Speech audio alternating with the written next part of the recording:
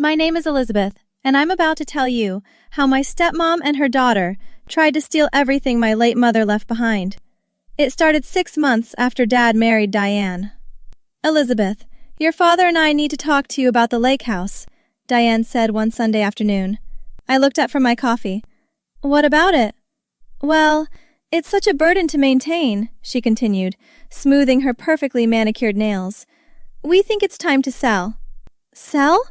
I felt my stomach drop. Mom left that house to Jason and me. Dad shifted uncomfortably in his chair. Sweetheart, Diane has a point. The upkeep costs are astronomical. Since when do you care about the costs? I asked. You love that place.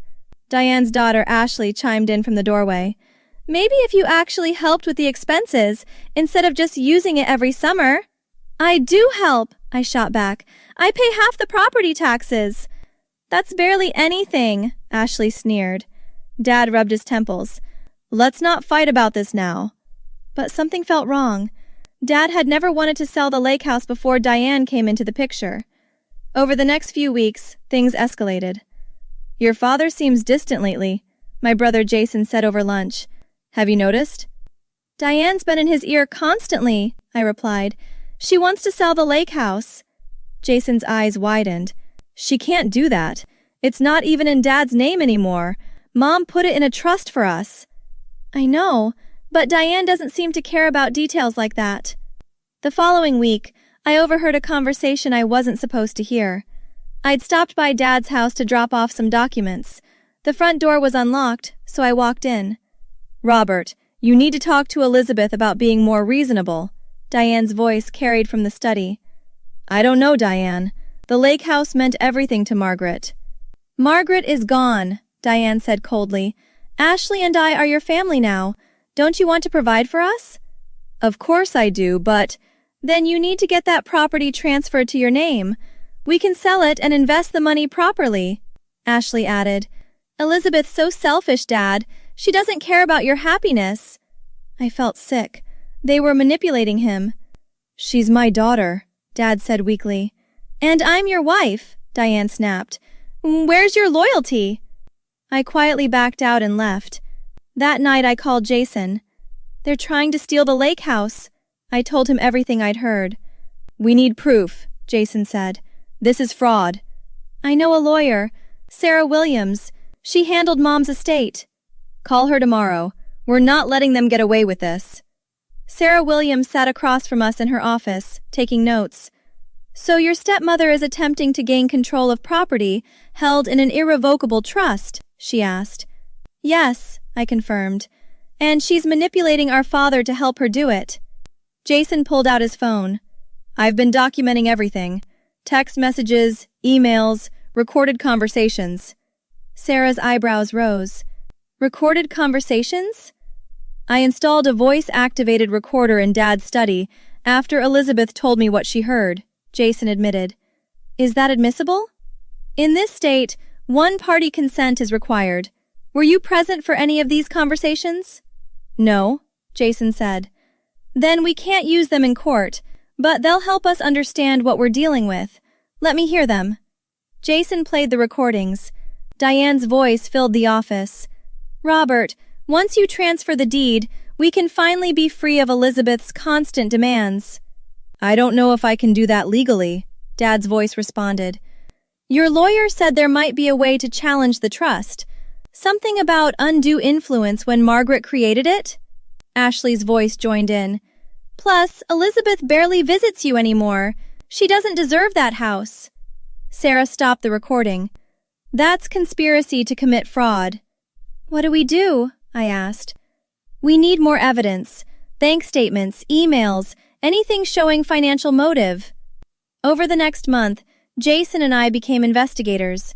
I befriended Dad's accountant, Tom Mitchell. Tom, has Dad made any unusual financial moves lately? I asked casually over coffee. Tom hesitated.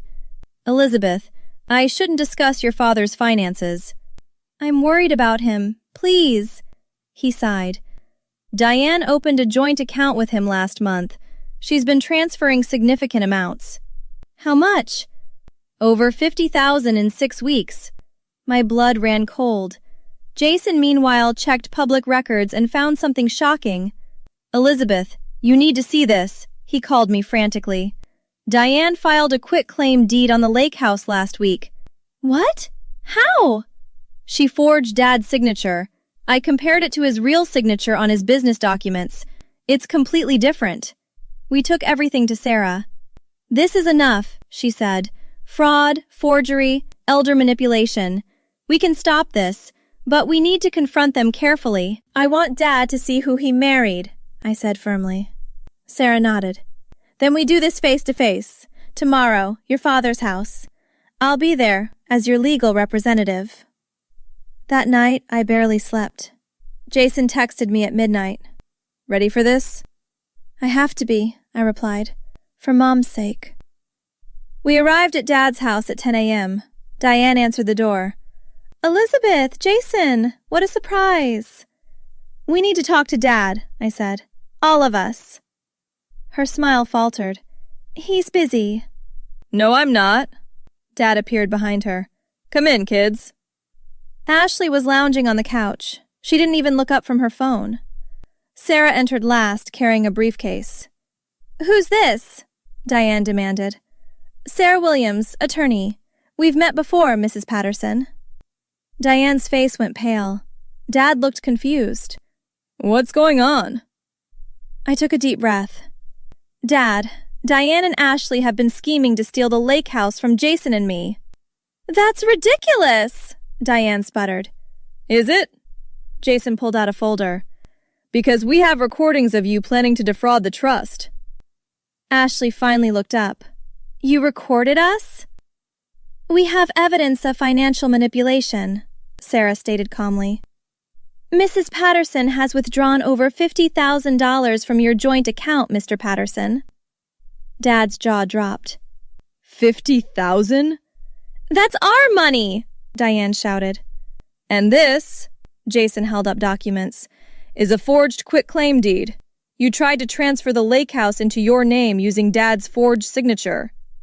"Let me see that." Dad grabbed the papers. His hands shook as he examined them. "Robert, they're lying!" Diane tried. "This isn't my signature," Dad whispered. "Diane, what did you do?" "I was trying to protect our future." Ashley stood up. "Mom, maybe we should—" "Sit down!" Diane snapped at her daughter. Sarah opened her briefcase. "Mr. Patterson, your wife has committed multiple crimes: forgery, fraud, and financial elder abuse." "Elder abuse?" Dad looked stunned. "You've been systematically manipulated and isolated from your children while your assets were being stolen." I watched Dad's face transform, from confusion to horror to rage. "You told me Elizabeth didn't care about me anymore," he said slowly. "You said she only wanted the house for herself." Diane reached for his arm. "Honey." "Don't touch me." He jerked away. "Dad, we never wanted to cause problems," I said gently. "We just wanted to protect what Mom left us." "And protect you," Jason added. Dad looked at me with tears in his eyes. "I'm so sorry. I should have seen this." "It's not your fault," I said. "They're very good at manipulation." Ashley started crying. "I just did what Mom told me to do." "You're 26 years old," Jason said harshly. "You knew exactly what you were doing." Sarah closed her briefcase. "Mr. Patterson, you have options. You can press charges, or you can handle this privately." Dad stood up slowly. "Get out." "Robert, please," Diane begged. "Get out of my house, both of you." "You can't just throw us out," Diane shrieked. "Watch me," Dad said coldly. "You have 1 hour to pack essentials. Sarah, can they be legally removed?" "Absolutely," Sarah confirmed. "This is your property, Mr. Patterson. You have every right." Ashley grabbed her mother's arm. "Mom, what do we do?" "Shut up, Ashley." Diane turned back to Dad. "Robert, think about this. We can work through this. I made mistakes, but—" "Mistakes?" I interrupted. You committed crimes, forgery, fraud. I was thinking of our future, Diane insisted. Jason laughed bitterly. You mean your future? You were planning to take everything and disappear. Dad pulled out his phone. I'm calling my attorney right now. Diane, the prenup you signed is very clear about fraud. What prenup clause? Ashley asked nervously. The one that says if Diane commits fraud or deception, she gets nothing, Sarah explained. 0 alimony, no property division, nothing. Diane's face went white. You wouldn't. I already am, Dad dialed. Tom, it's Robert Patterson. I need you to freeze all joint accounts immediately. Yes, both of them. My wife won't be accessing any funds. Dad, please. Ashley actually got on her knees. We'll pay back the money. With what? Jason asked. You don't have jobs. You've been living off our father for 2 years. I watched Diane's carefully constructed facade crumble. Elizabeth, you were always a vindictive little... Careful, Sarah warned. Threatening Mr. Patterson's daughter in front of witnesses isn't wise. Dad hung up the phone. It's done. The accounts are frozen. The credit cards are canceled. Where are we supposed to go? Diane demanded. That's not my problem anymore, Dad said. You should have thought about that before you tried to steal from my children. Ashley was crying harder now. Mom, this is all your fault. I told you we should just ask for money. Oh, shut up, Ashley, Diane snapped. You were perfectly happy to go along with it when you thought we'd get rich. Listen to them turn on each other, Jason muttered to me. Sarah checked her watch. You now have 55 minutes to pack. This is insane, Diane tried one more time. Robert, I love you. We can get counseling. We can... You don't love me, Dad said quietly. You loved my bank account. There's a difference. I walked over to my father and took his hand. Dad, are you okay? No, but I will be. He squeezed my hand. I'm so sorry I let them come between us, sweetheart. You're fixing it now. That's what matters. Diane grabbed her purse. Fine. Come on, Ashley. We don't need this. Actually, you do need this, Sarah interjected. Mr. Patterson's financial support was your entire income. Where exactly will you go? My sister's, Diane said haughtily. Jason pulled out his phone. The sister you haven't spoken to in 5 years? The one you told Dad was dead? Diane froze. How did you... We investigated everything, I said. Your sister's alive and living in Ohio. She wants nothing to do with you. Ashley sobbed. We're going to be homeless. You're going to be held accountable, Sarah corrected. And if Mr. Patterson chooses to press charges, you'll be in jail. Dad looked at me. What do you think, Elizabeth? Should I press charges? I considered it. I think losing everything is punishment enough. But the quitclaim deed, that needs to be publicly retracted. Agreed, Sarah said. I'll file the necessary paperwork tomorrow. The deed will be voided and the forgery will be on public record. No one will ever trust you again, Jason told Diane. Good luck finding another rich husband with a fraud conviction following you around. Diane's eyes filled with tears, but I felt nothing. You did this to yourself. 45 minutes, Dad announced. Start packing. They stumbled upstairs. We could hear them arguing. Thank you both, Dad said to Jason and me. I was a fool. You were lonely, I said gently. She took advantage of that. Sarah packed up her briefcase. I'll prepare divorce papers tonight. This should be finalized within 60 days given the prenup violation. Thank you, Sarah, Dad said. 20 minutes later, Diane and Ashley came downstairs with suitcases. This isn't over, Diane hissed. Yes, it is, Dad said firmly. Goodbye, Diane. I watched them load their car. Ashley kept looking back, crying. Diane just looked furious. When they drove away, Dad collapsed into a chair. "It's really over," he whispered.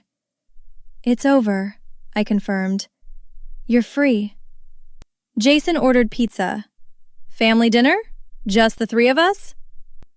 "I'd like that." Dad smiled weakly. As we ate, Dad looked at me. "The lake house. I'll never try to sell it. It's yours and Jason's, I promise." "We know, Dad," I said. "How did you two get so smart?" he asked. Jason grinned. "Mom taught us to document everything. Turns out that's pretty useful for exposing fraud." "She'd be proud of you both," Dad said. We spent the evening reconnecting, telling stories about Mom, and planning our next lake house trip. Later, Sarah called with an update. "Diane tried to access your father's accounts.